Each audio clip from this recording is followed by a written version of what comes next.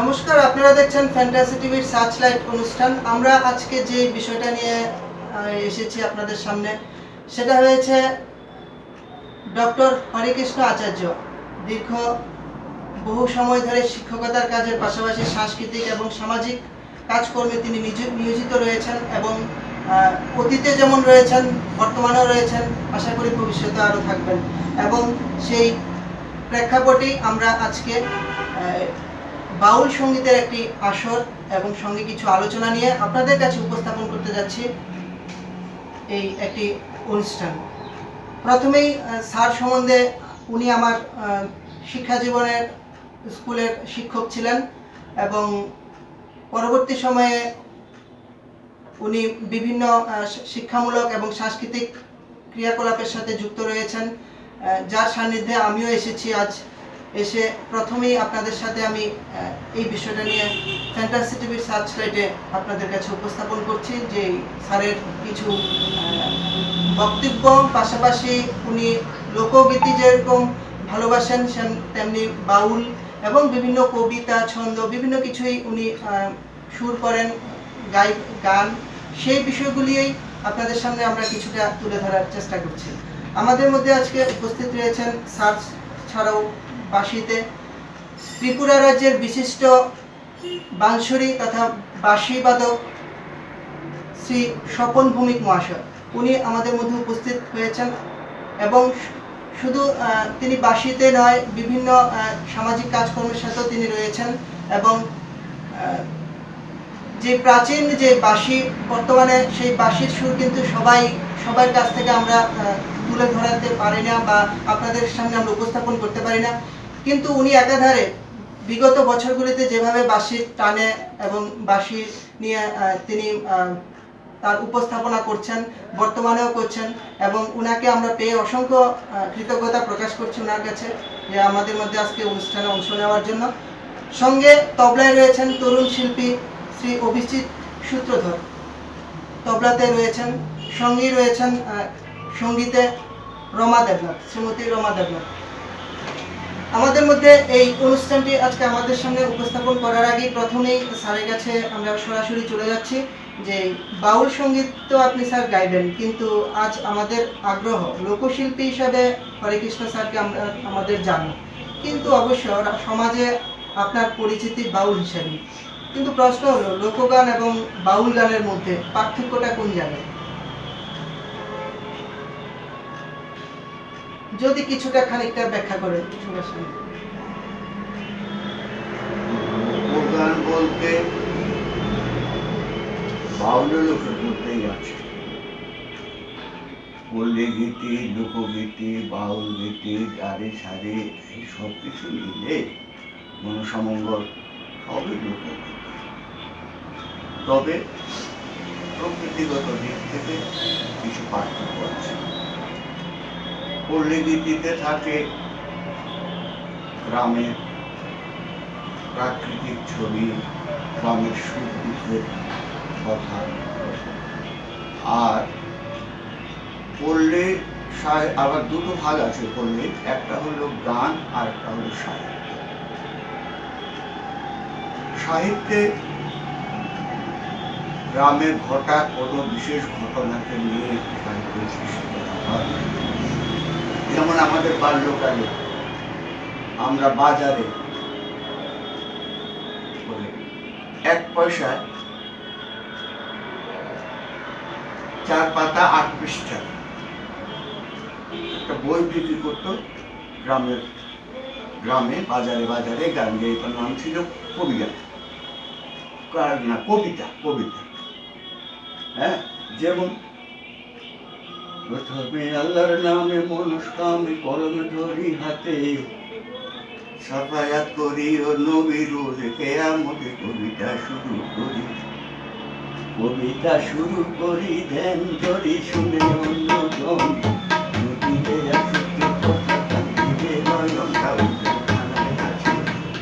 এইভাবে এগিয়ে যাক কাহিনী। তো যাই হোক, এখন লোকগানের যে বিশেষত্ব তা হলো লোক সাধারণ দ্বারা রচিত লোক সাধারণ দ্বারা গীত এবং লোক সাধারণ দ্বারা রক্ষিত গান। এই গানগুলো বংশ পরম্পরায় চলতে থাকে জাতির জীবনে। তো বাউল গানের সঙ্গে লোকগানের যে পার্থক্য, তা হলো বাউল আসলে একটা সাধক সম্প্রদায় আশ্রিত গান।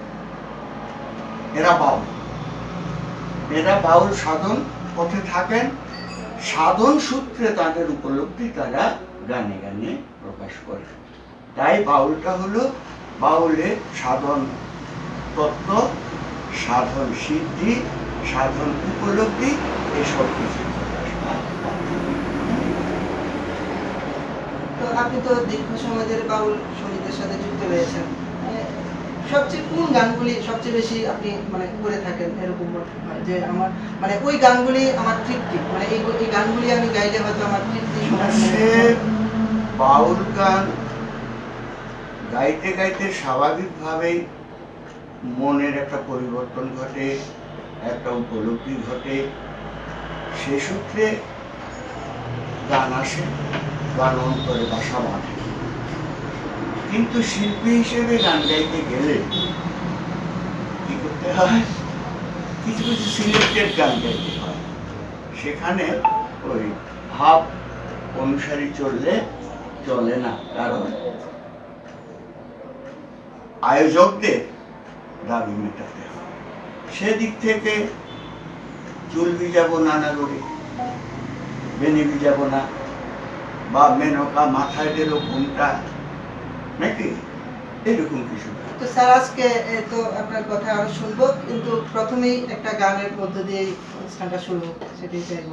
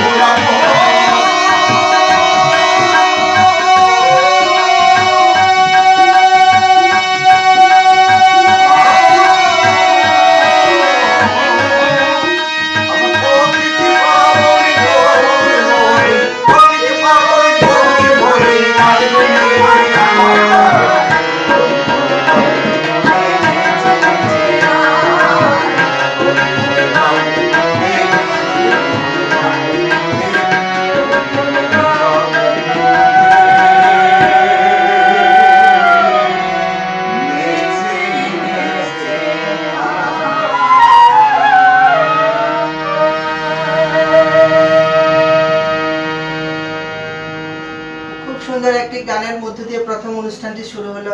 স্যারকে অসংখ্য ধন্যবাদ। স্যার, আমরা পরের একটি প্রশ্ন রাখছি আপনার কাছে। যেমন বাউল তো ধর্মীয় সম্প্রদায় আশ্রিত শাখা বলে বহু লোকজন বলে, কিন্তু বাউল হতে গেলে কি দীক্ষিত হতে হয় না? বাউল সাধক হতে গেলে দীক্ষিত হতে হয়, কিন্তু বাউল শিল্পী হতে গেলে দীক্ষিত হতে হয় বলে আমার মনে হয় না। কারণ সেটা যে কারোই অন্তরে আবেগ থেকে হতে পারে। সুতরাং শিল্পী হতে গেলে দীক্ষা, বাউল সাধনার পথে দীক্ষিত হতে হবে, এটা বোধহয় মনে হয় না। কিন্তু বাউল সাধন করতে গেলে যেগুলো বংশগত বাউল আছে, হ্যাঁ, তারা ওই দীক্ষিত হয়েই বাউল সাধন করেন, আর সঙ্গীতটা তাদের বাউল সাধনার অঙ্গ। আপনি তো একজন উচ্চশিক্ষিত আধুনিক ব্যক্তিত্ব। রবীন্দ্র নজরুল বাদ দিয়ে আপনি কেন এই বাউল সঙ্গীতের প্রতি আকৃষ্ট হলেন?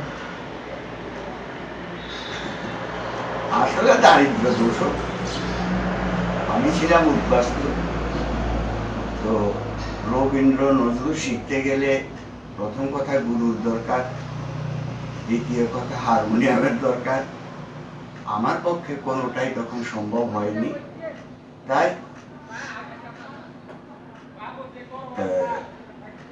তখন তো একমাত্র মাধ্যম ছিল রেডিও, আর কোনো মাধ্যম ছিল না।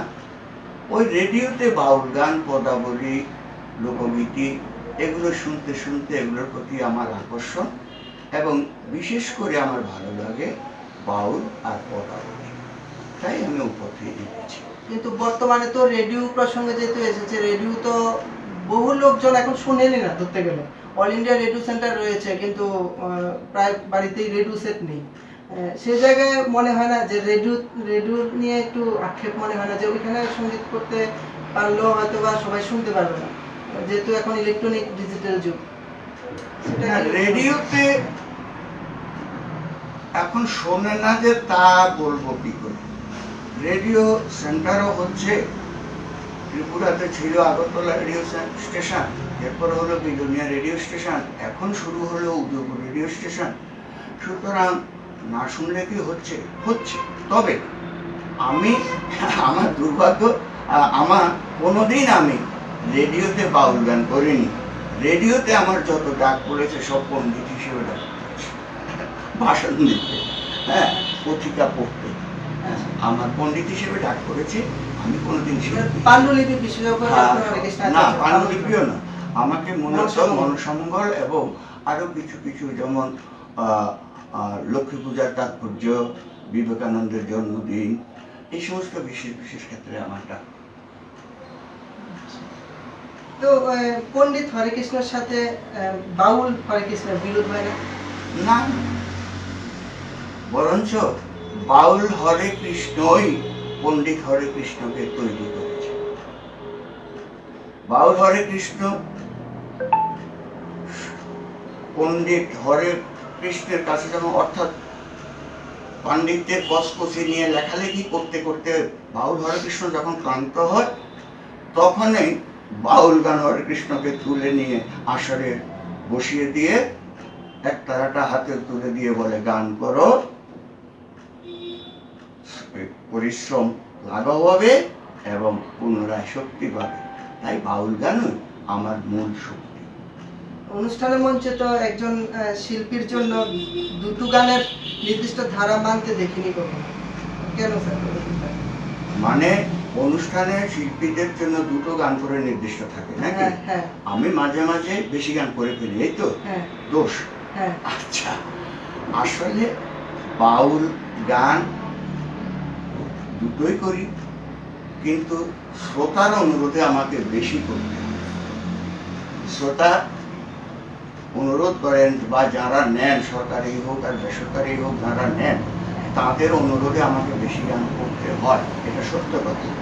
তবে কখনো কখনো বাউল গানে কোনো একটা তত্ত্ব বিষয়ে বলতে গিয়ে দুটো গানে হলো না, তিনটে গান হলে কাভার হবে, তখন আমি ছাড়ি না, আমি 3টে গান করে উঠে আসি।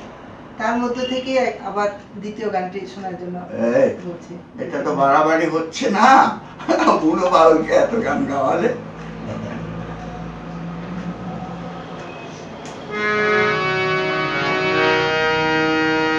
আচ্ছা, একটা গান করছি। এই সমাজে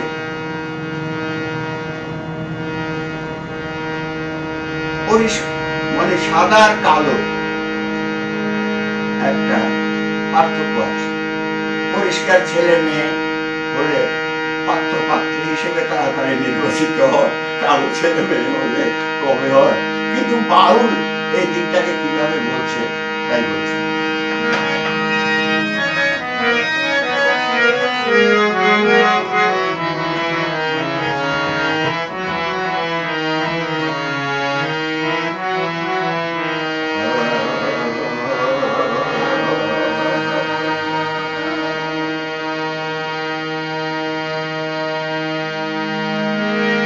যদি রসগুণ না থাকিল, যদি রসগুণ না থাকিল, আরে রসবতীকে বা কয় সুন্দর হইলে কি বা হয়, সুন্দর হইলে কি বা হয়, সুন্দর হইলে কি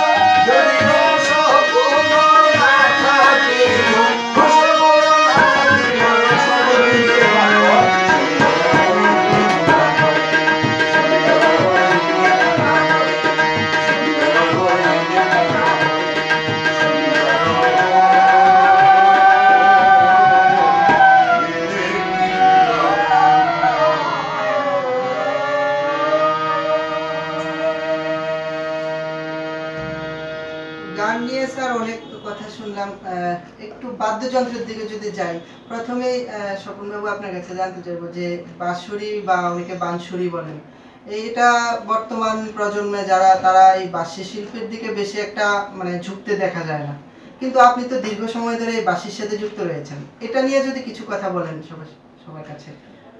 আসলে আমি ছোটবেলা থেকেই বাঁশির পাগল। যখন আমার 10 বছর বয়স, তখন থেকে আমি ওই মেলা থেকে বাঁশি নিয়ে বাজাইতাম। তখন তো বাজাইতে পারি না, এই একটু একটু করে দিতাম। তখন গান টান তেমন একটা বাজাইতে পারতাম না। আস্তে আস্তে বাজাইতে বাজাইতে যখন একটা পজিশনে আসলাম, গান টান কিছু বাজাইতে পারি। তাও আমি একজন, আমাদের গ্রামেরই একজন আমার দাদা ছিলেন, যখন আমি বাঁশি বাজাই প্রত্যেক দিনই বিকেলবেলা স্কুল থেকে গিয়ে আমি বাঁশি নিয়ে বসতাম, তখন আমার এক দাদা বলতো, আরে তুই তো বাঁশি বাজানো আসল জিনিসটা এখনো জানিস না। তখন আমাকে বলতো, আমি বললাম যে ঠিক আছে আমাকে একটু দেখি। তখন আমাকে ওই ভদ্রলোক এই সারেগামা আমাকে দেখিয়ে দিলেন, যদিও উনি এখন নেই। তো ওনার কাছ থেকে আমি প্রথম শিক্ষাটা পেয়েছি। ওটা পাওয়ার পর থেকে আমি যখন বাঁশি বাজাই, আস্তে আস্তে কিছুটা ডেভেলপ করছি বাঁশি বাজনা। তেমন বিভিন্ন প্রোগ্রামে আমি, যেমন স্কুলে কোনো অনুষ্ঠান হলে স্কুলে বাজাইতাম, তারপরে বন্ধু বান্ধবরা কোনো ক্লাবে ইনভাইট করতো, সেখানে যেতাম, বাঁশি বাজাতাম। এভাবে আমার বাঁশি বাজানোর এটা আস্তে আস্তে বৃদ্ধি পাচ্ছে, মানে উৎসাহ বাড়তেছে, শিক্ষার চেষ্টাটাও আরো একটু বৃদ্ধি করে। সেই ক্ষেত্রে এভাবে বাজাইতে বাজাইতে আমি আজ আমার 62 রানিং, এই অবস্থায় আমি এসে পৌঁছেছি। এখনো মা সরস্বতীর দ্বারা সবার আশীর্বাদ নিয়ে আমি এখনো বাজাই। তো নতুন কোনো শিল্পীকে নতুন কি কোনো মানে সেই নিতে কথাটাই পেরেছেন? বলছি, আসলে বাঁশিটা এমন একটা জিনিস, খুব টাফ, খুব কঠিন জিনিস। বাঁশি শিখতে চায় না অনেকেই, শিখতে চায় কিন্তু আসলে যখন কিছুদিন নিজেরা বাড়িতে প্র্যাকটিস করে দেখে এটা খুব কঠিন, তখন এটার প্রতি মানে এতটা, এটা ধৈর্য লাগবে, খুব ধৈর্য সহিত শিখতে হবে। ধৈর্য না থাকলে বাঁশি শিখতে পারবে। যার জন্য এখনকার ছেলেমেয়েরা ধৈর্যটা কম, বিশেষ করে এই জন্য বাঁশিটা সবাই শিখতে পারে না। সবাই এই হারমোনিয়াম শিখে, তবলা শিখে, অন্যান্য জিনিস শিখে, বাঁশিটা খুব কম। বিশেষ করে আমাদের ত্রিপুরা রাজ্যে বাঁশি শেখার শিল্পী খুবই কম। আমাদের উদয়পুরে তো শেখার পাওয়াই যায় না। আমার কাছে অনেক ছেলেরাই আসতো, কিন্তু প্রথম দিন আসলে দ্বিতীয় দিন আর যায় না, কারণ এটা এত কঠিন, বাজাইতে গেলেও সাংঘাতিক পরিশ্রম। যার জন্য এটার প্রতি কঠিন বলেই আমার মনে হয় এটার ভিতরে ততটা মানুষ। আপনি তো বহু অনুষ্ঠানের সাথে যুক্ত রয়েছেন, অনুষ্ঠান করছেন সরকারিভাবেও আবার বেসরকারিভাবেও, মাঝখানে আবার তথ্য ও সংস্কৃতি দপ্তরে চাকুরিও করেছেন, সংস্কৃতি দপ্তরে। সেখানে তো নিয়মিত সরকারের সাথে খুব মানে গান গাওয়া, বিভিন্ন জায়গায় অনুষ্ঠানে যাওয়া, সেটা একটা সুযোগ ছিল। তথ্য সংস্কৃতি দপ্তরে আমি সে বাঁশি শিল্পী হিসেবেই নিযুক্ত ছিলাম। আচ্ছা আচ্ছা। এবং সেখান থেকে আমি অবসর নিলাম আজ 1 বছর হলো। তো এই বাঁশি নিয়েই আমার চাকরি জীবন। এখন রিটায়ারমেন্টে আসার পরও আমি এখনও যতদিন ভগবান আমাকে সুস্থ রাখেন, আশা করি সে বাঁশি নিয়ে আমি থাকব। এখনও বিভিন্ন জায়গায় বাঁশি নিয়ে প্রোগ্রাম করছি। আমি অল ইন্ডিয়া রেডিওতে 1985 থেকে অল ইন্ডিয়া রেডিওতে আমি অডিশন দিয়ে এখানে প্রোগ্রাম করছি, এখনো পর্যন্ত করি। আগরতলা দূরদর্শনও করেছি, বিভিন্ন অন্যান্য চ্যানেলগুলোতেও প্রোগ্রাম করতে আসি এখনো। ধন্যবাদ। শুনলাম আপনার কথা। আমি বাদ্যযন্ত্রে আরো দুজন রয়েছেন, যেমন তবলা শিল্পী রয়েছেন, সঙ্গীতে রয়েছেন। সঙ্গীতের বিষয়ে একটু যদি আপনার রমা দেবনাথ সঙ্গীতে রয়েছেন, সঙ্গীতে রমা দেবনাথ। আপনার কাছে জানতে চাইবো যে স্যারের কাছে থেকে সান্নিধ্যে এসে এবং গান শেখা এবং বর্তমানে কিরকম লাগছে, বা নতুন যে প্রজন্ম যারা শিল্পী রয়েছেন তাদের কাছে কি ধরনের বার্তা থাকবে? আমি যখন মাধ্যমিক পাস করেছি তখন আমাদের বাড়ি গ্রাম থেকে এখানে এসেছি স্যারের সান্নিধ্যে। তখন যখন ইলেভেনে ভর্তি হয়েছি তখন আমার সারেগামা ধরা, হারমোনিয়াম ধরা, এর আগে আমি হারমোনিয়াম দেখিও নি কখনো। আর মানে গান সম্বন্ধে তো একদম মনোবিজ্ঞ ছিলাম। তারপরে স্যার আমাকে হাতে করে দিয়েছে, তারপরে সবকিছু শিখিয়েছে স্যার, কিভাবে কথা বলতে হয়, শব্দ উচ্চারণ কিভাবে করতে হয়, প্রাণ বর্ণ অল্প প্রাণ বর্ণের মধ্যে যে পার্থক্য, এটা আমাদের গ্রামের মধ্যে সব একসঙ্গে গুলিয়ে ফেলে। যেমন কোনটা অল্প প্রাণ বর্ণ, কোনটা মহাপ্রাণ বর্ণ, এটা মানে সব একসঙ্গে হয়ে যায়। কিন্তু এখানে এসে আমি শিখেছি কোনগুলি অল্প প্রাণ, কোনগুলি মহাপ্রাণ। আমার তো এখনো বলতে অনেক কষ্ট হয়, কিন্তু স্যারের সান্নিধ্যে এসে অনেক শিখেছি। স্যারের কৃপায় আজ যতটুকু স্যারের আশীর্বাদ আমি করতে পারছি। ধন্যবাদ। আরেকজন রয়েছে তবলা শিল্পী অভিজিৎ সূত্রধর। এই যে এখানে গান করে কিরকম লাগছে, মানে বা এই যে কতদিন ধরে এই তবলার সাথে যুক্ত? তবলা শেখা শুরু আমার প্রথম এই স্যারের কাছ থেকে, স্যারের বাড়ি থেকে। তখন আমি ক্লাস 4 ছিলাম। বৃষ্টির সময় ছিল তখন, বিকাল 3টা বাজে, রবিবার। বাবা বাড়িতে বলে যে তোকে একটা জায়গায় নিয়ে যাবো। তো বাবা নিয়ে আসলো। আমি জানি না কোথায় যাবো, কিসের জন্য যাবো, বাট বাবা এখানে নিয়ে আসলো। এসে দেখি আমার মতোই অনেকজন বসে আছে ওই নিচের ঘরটাতে। তো দেখলাম শিখছে ওরা, কেউ হাতে হাতে গনছে, কেউ বাজাচ্ছে, অনেক অনেক কিছু করছে। সেটা সম্পর্কে আমার কোনো ধারণা ছিল না। বসলাম প্রথম স্যারের কাছে, তো উনি দেখালেন।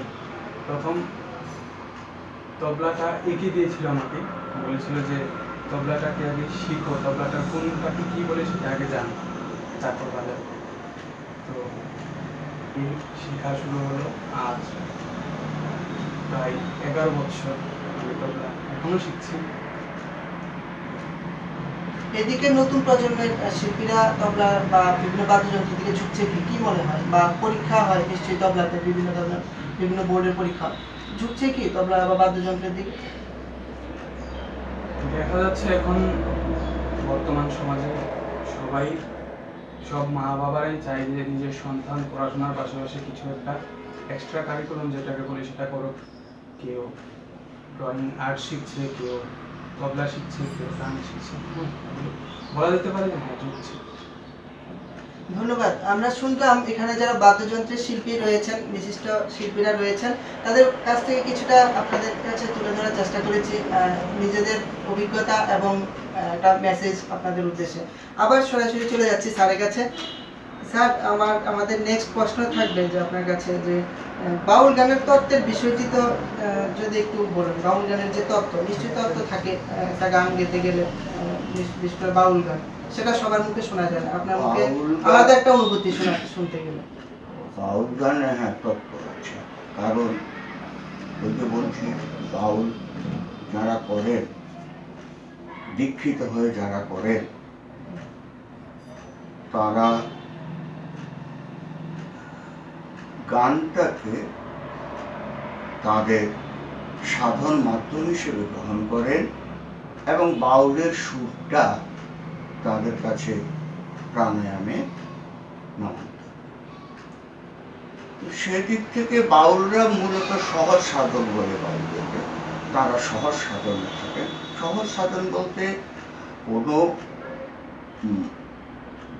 জটিলতা, যোগ প্রাণায়াম, যোগ আসন, তারপরে ওই নিরামিষ খেতে হবে, ওই ইয়ে করতে হবে, অর্থাৎ এই সমস্ত কঠিন কিছুতে নেই। তারা তাদের যে উপলব্ধিটা, সেই উপলব্ধিটাকে সহজ ভাষায় সহজ সুরে প্রকাশ করে। সেই সূত্রেই বাউল গানে আসে দেহতত্ত্ব, বাউল গানে আসে মন শিক্ষা। এগুলো সাধকের দেহ ঠিক করতে হবে বা সমাজকে মেসেজ দিতে হবে। আবার মন চঞ্চল, সাধন হয় না, সাধনে বিঘ্ন ঘটায়, তাই তারা মনকে শাসন করার জন্য মনের সঙ্গে অনেক কথা বলেন। এই জন্য দেহতত্ত্ব, মন শিক্ষা, এই সমস্ত বাউল গানের তত্ত্ব। আমরা স্যার ছবিতে যখন আঁকতে যাই তখন দেখি পল্লী গ্রামে বাউল বাজাচ্ছে, ড্রেস পরে, তারপরে দোতারা হাতে একটা ডুগডুগি নিয়ে আছে। সেই বিষয়গুলি এখন কিন্তু সমাজে দেখা যায় না ওরকম, যেটা আমরা ছবিতে দেখি, কিন্তু বাস্তবে তা নেই। কিন্তু ওই যে এই যে দোতারা এবং ডুগডুগি, এটা সম্বন্ধে যদি একটু বলেন, বা এত ওই যে বাউল গানের এইসব তত্ত্ব বললেন, এত তত্ত্বই বা আসে কোথা থেকে? তত্ত্ব সাধন উপলব্ধি। আমি কোথা পাবো তারে, আমার মনের মানুষ যে, বাউল কাকে খুঁজে? তার মনের মানুষকে। বাউল গানের তত্ত্ব আসে বাউলদের সাধন উপলব্ধি থেকে। সেক্ষেত্রে দেহ তত্ত্ব, মন শিক্ষা, গুরু বোধন, এই সমস্ত আসে। তো যাই হোক, আমি দেহতত্ত্বমূলক একটা গান শোনাচ্ছি।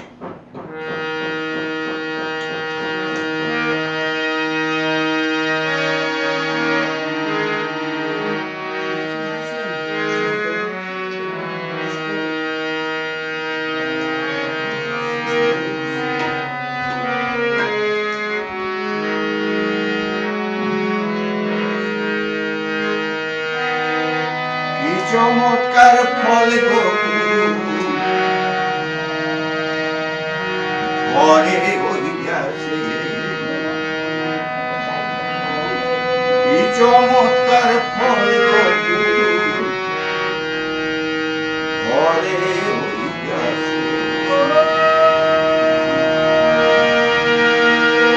কত কাঁচা হয়ে ঝরে গেছে,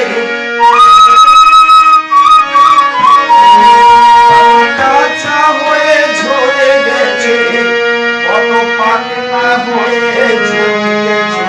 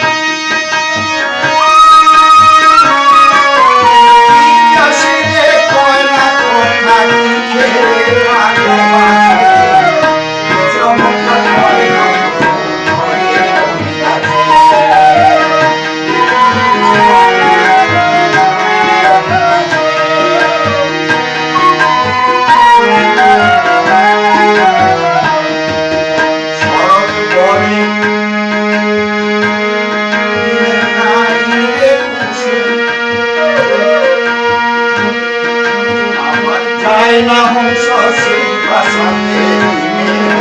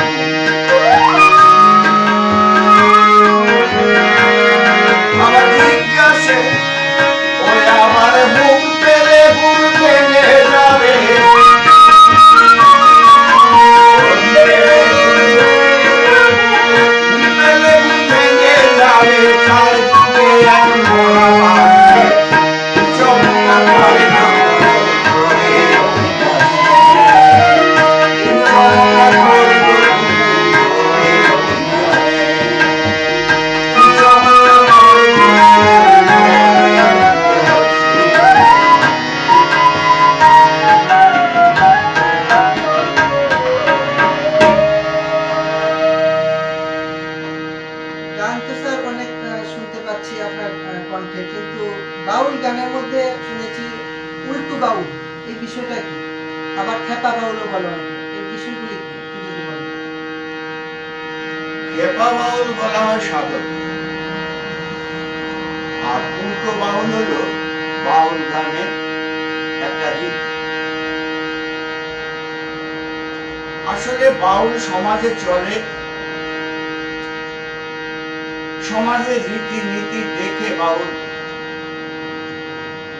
কি হয়েছে মানতে পারে, তখন গানে গানে সমাজকে বোঝাবার চেষ্টা করে, মানুষ বোঝে না, তখন তার মধ্যে যে খেপামি দেখা যায়।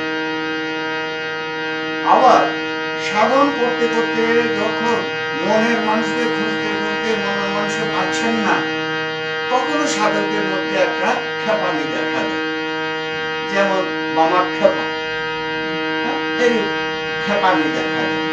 ওই খেপামি থেকে যে গান আসে, সেই গানটাকে বলা হয় খেপা বাউল।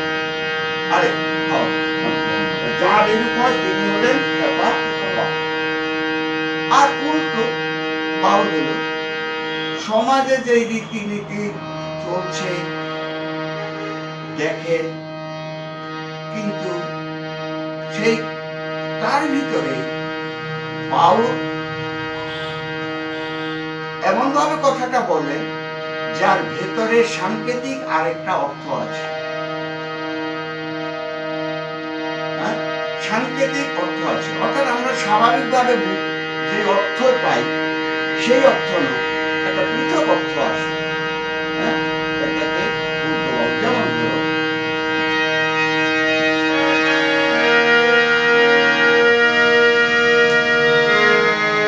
লালন ফকিরের চাঁদের গায়ে চাঁদ লেগেছে গান,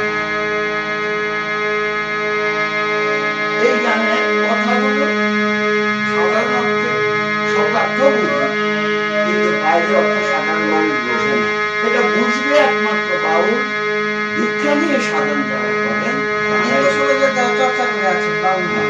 না সাধারণ শিল্পী অভিযোগ। যেমন চাঁদের গায়ে চাঁদ লেগেছে আমরা ভেবে করবো কি, সাধারণত বুঝতে পারছি চাঁদের গায়ে চাঁদ লেগেছে, কিন্তু চাঁদের গায়ে চাঁদ লাগাটা কি সেটা বুঝবে কে? একমাত্র সাধক।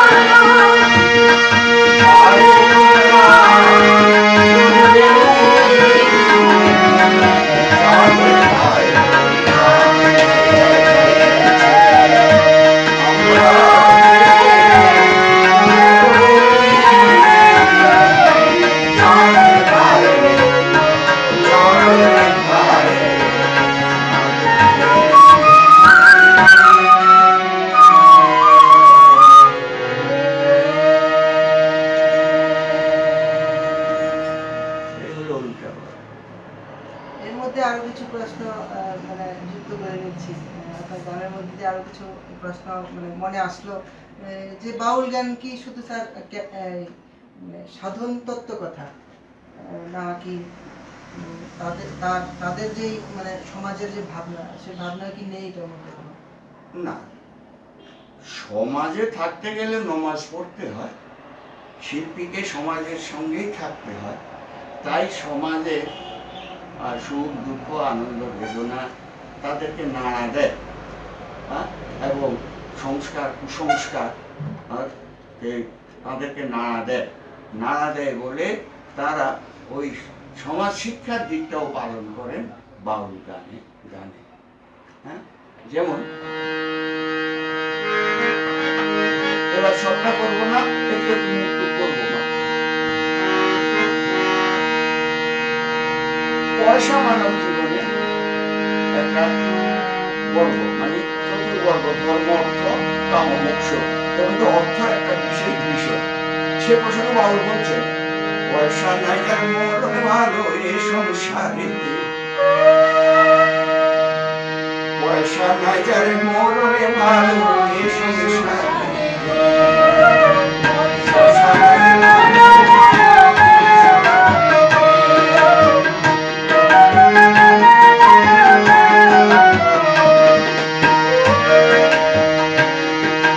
পয়সার জন্য গণ্যমান্য,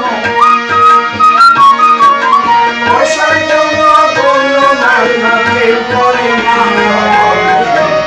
পয়সা নাই আর মরণে ভালো।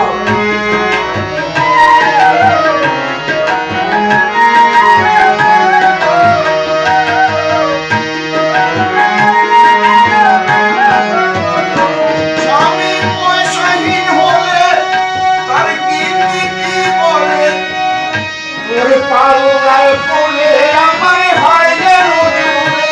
স্বামী পয়সাহীন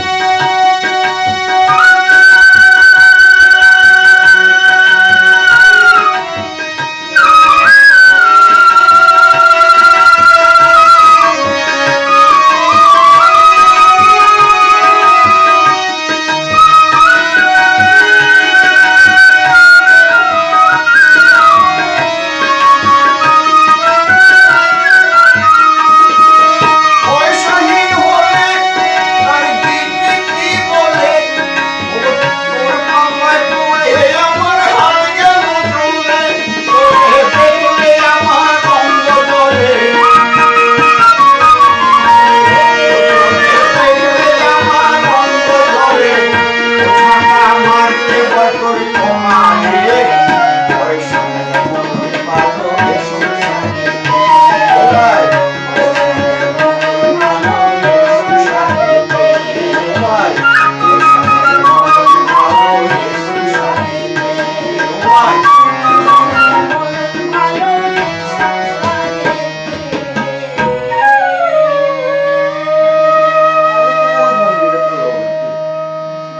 আলোচনা শেষ করার আগে আরেকটি বিষয়ে জানতে ইচ্ছা করছে। আপনি নাকি পালাকি পাল্লা কিন্তু পালা কীর্তনের সাথে যুক্ত রয়েছেন এবং করেন সেটা রয়েছি না। কিভাবে করেন? আমি পালা কীর্তন করতাম, আচ্ছা, পালা কীর্তন করতাম আমার কলেজ লাইফে। কিছু কিছু রোজগারেরও চেষ্টা ছিল।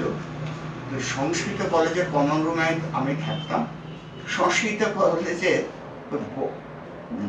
বয়স্ক স্টুডেন্ট সব, যেমন মাসি পিসি এরকম আছে। তো তারা বললেন, তুমি যেহেতু জানো আমরা তোমার সঙ্গে ধুয়া ধরবো, তুমি গান করবে, কিছু কিছু রোজগার করে দেবো তোমার। তো এই সূত্রে আমি পালা কীর্তন ধরি করেছি। কি কি পালা গাইতেন? পালার মধ্যে তো রামায়ণ গাইতাম, নৌকা বিলাস অর্থাৎ রাধাকৃষ্ণ কথা আশ্রিত মানভঞ্জন, নৌকা বিলাস, তারপরে নিমেষ সন্ন্যাস, এগুলো করতাম। কিভাবে শিখলেন? ওই যে বলেছি, আমার গুরু হলো কানগুরু। এই যে যা শুনছেন, আমাকে গুরুরা ক্ষমা করবেন বা আশীর্বাদ করবেন, আমার জীবনে কোনো গুরু নেই। আমার গুরুই হলো কানগুরু। আর ওই যে বলেছি প্রথমে রেডিওতে শুনতাম ওই সুর, কানে থাকতো, আমি আপন মনে গাইতাম। কোনো উত্তরাধিকার করেছেন কি? উত্তরাধিকারী ওই যে স্বপনবাবু বলেছেন, উত্তরাধিকারী তো করা যায় না, উত্তরাধিকারী হয় আমরা যেভাবে হয়েছি এইভাবে। যার স্বভাব প্রবৃত্তি তাকে ঠেলবে সে আপনিতেই হবে। কি দিয়ে কাঁঠাল পাকালে আস্বাদ হয় না কোনো কালে অপক্ষ। আচ্ছা, তো এখানে পালা কীর্তনের ব্যাপারে যেহেতু বলেছ, যেমন রামায়ণ, কি রামায়ণে লক্ষ্মণ আর রাবণের যুদ্ধ হচ্ছে, সীতাপহরণের পরে লক্ষ্মণ আর রামায়ণের যুদ্ধ হচ্ছে, কি সুন্দর দেখো।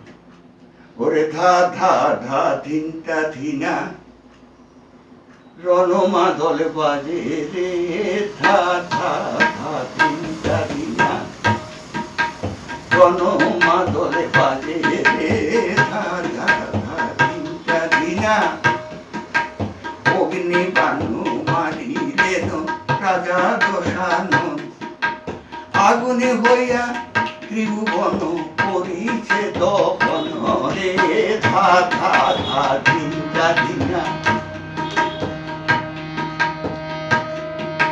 করুণ বানু মারিলেন ঠাকুর লক্ষণ, বৃষ্টি হইয়া সর্বয়গ্নি করিছে নিধন রে, ধা ধা ধা ধিনটা ধিনা সর্প বানু মারিলেন ঠাকুর লক্ষণ, সহস্র সহস্র সর্প সাহিছে গগন হে, ধা ধা ধা ধিনটা ধিনা গরুরে বানু মারিলেন রাজা দশানন, গরুরে হইয়া সর্ব সর্প করিছে ভক্ষণ হে, ধা ধা ধা ধিনটা ধিনা রণমাদল বাজে রে, ধা ধা ধা ধিনটা ধিনা।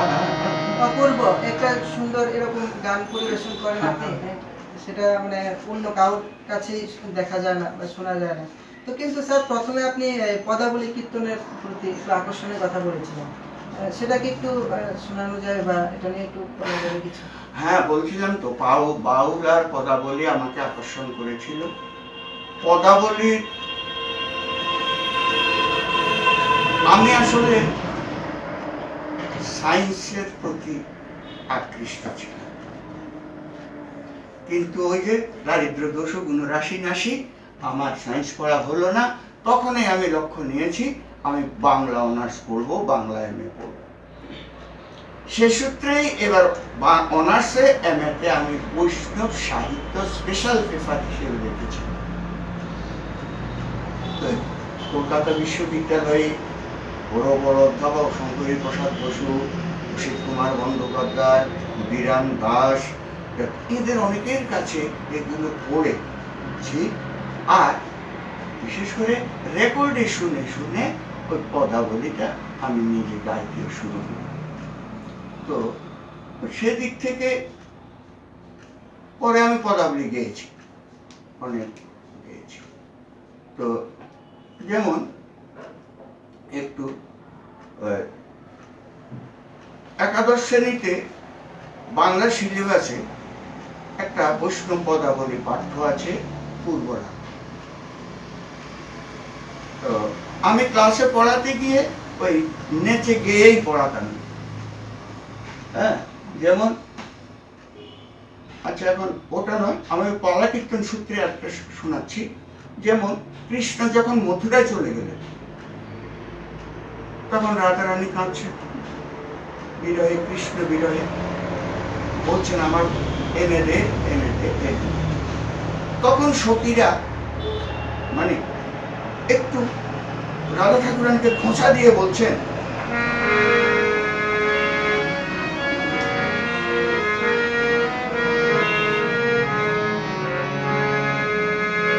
ও সে কালিয়া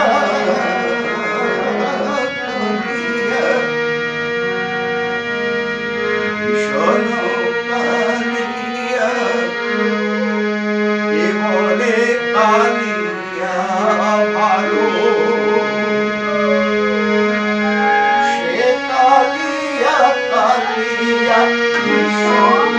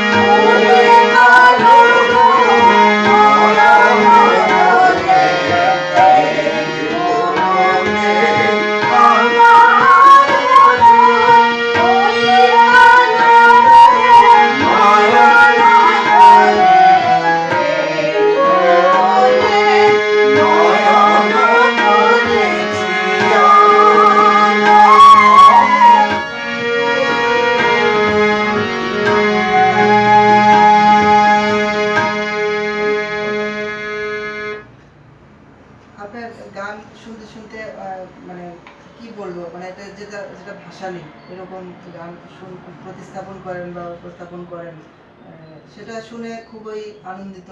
নিশ্চয়ই দর্শকরাও খুবই আনন্দিত পাচ্ছেন। এবং স্যার আর কি কোনো গান আপনার গালিতে রয়েছে কি, মানে শোনানোর বা কি বা মানে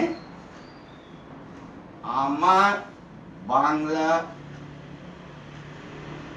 দেশে হ্যাঁ, বা বাংলা লোকগানে বিশেষ করে পূর্ববঙ্গ, ত্রিপুরা, পশ্চিমবঙ্গের ভাদু, টুসু এই সমস্ত আমার একটু কম, আমি করি না। কিন্তু আর এইদিকে যত গান শাখা আছে মোটামুটি ভাবে সবগুলোই আমি গাই। এর মধ্যে আমি একটা প্রবন্ধ লিখেছি, বাঙালির সুর সন্ধ্যা। হ্যাঁ, প্রভাতী আছে, সুরেরও নানা বৈচিত্র্য বাঙালি, প্রভাতী আছে, তারপরে বিচ্ছেদ আছে, নানা রকম গানই আছে। তো একদিনে সব গাইলে বাউলের প্রতি অত্যাচার হয়ে যাবে মনে হয়, তার মধ্যে বুড়ো বাউলের প্রতি।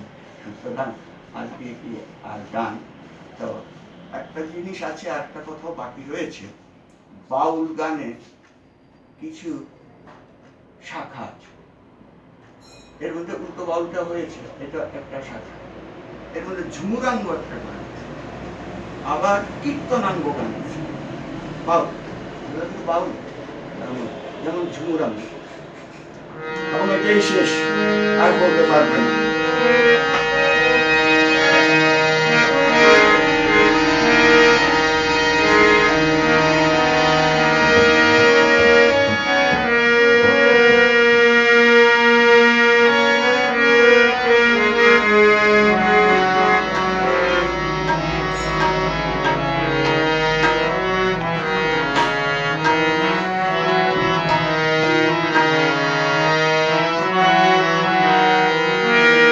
আমি চুল ভিজাবো না,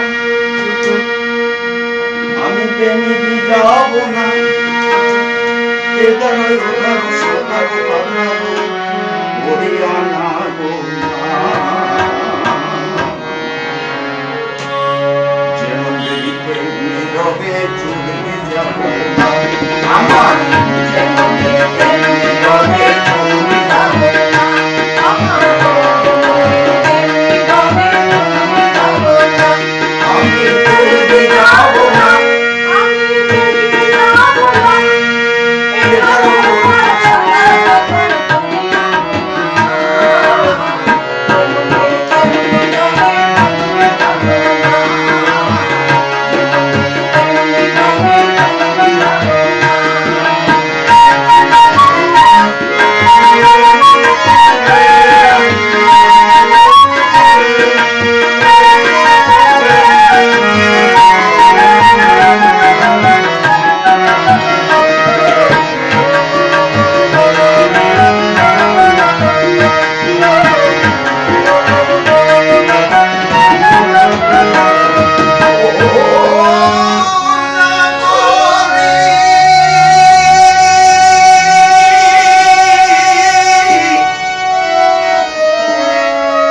জলে নামবো জল খেলি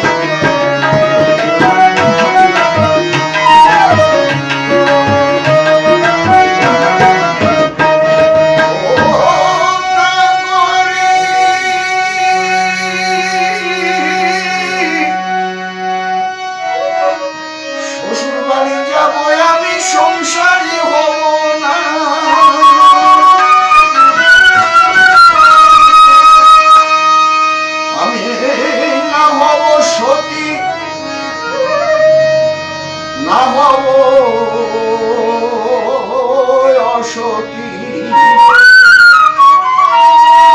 আমি না হব সতী, না হব অসতী, তবু আমি সতী থাকবো না, সতী থাকবো না।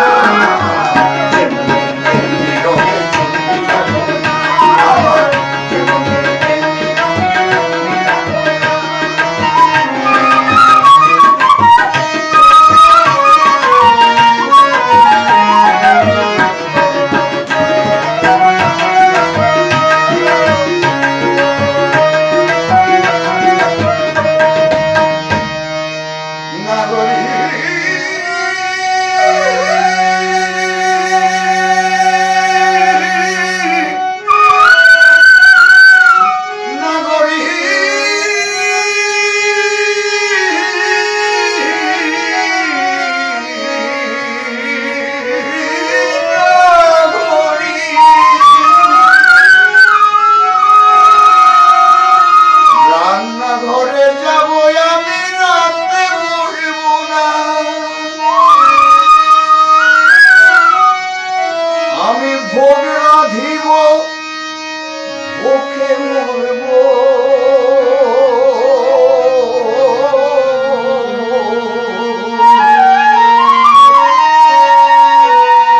আমি ভোগ রাঁধিব, ভোগে মরব, তবে আমি বাড়ি যাব না, নগরে বাড়ি যাব না।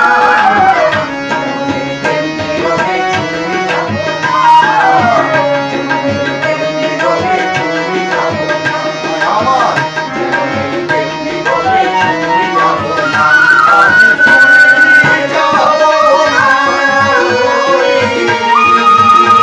আমি চলে যাব না, যাব না, যাব না।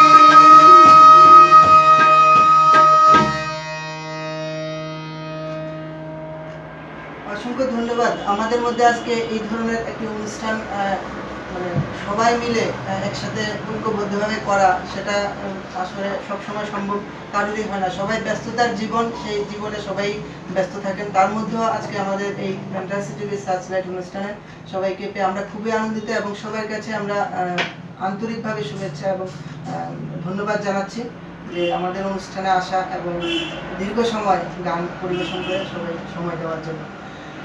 আজকের মতো ফ্যান্টাসি টিভির সার্চলাইট অনুষ্ঠান এখানেই শেষ করছি। আর দেখতে থাকুন ফ্যান্টাসি টিভির সার্চলাইট অনুষ্ঠান এবং আমাদের এরকম একটি জমজমাট অনুষ্ঠান করার জন্য সবাইকে অসংখ্য ধন্যবাদ এবং আপনারা আশা করি এই অনুষ্ঠানটি দেখে খুবই উপভোগ করবেন এবং ভুলবেন না শেয়ার করতে এবং ইউটিউবে গিয়ে সাবস্ক্রাইব করুন ফ্যান্টাসি টিভি। দেখতে থাকুন, ছড়িয়ে দিন ভারতবর্ষ না শুধু গোটা পৃথিবীর কাছে বিভিন্ন জায়গায় সেই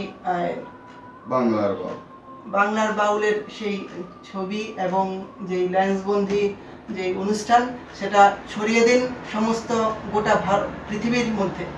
সেটাই আমরা আপনাদের কাছে আশা রাখি। ধন্যবাদ।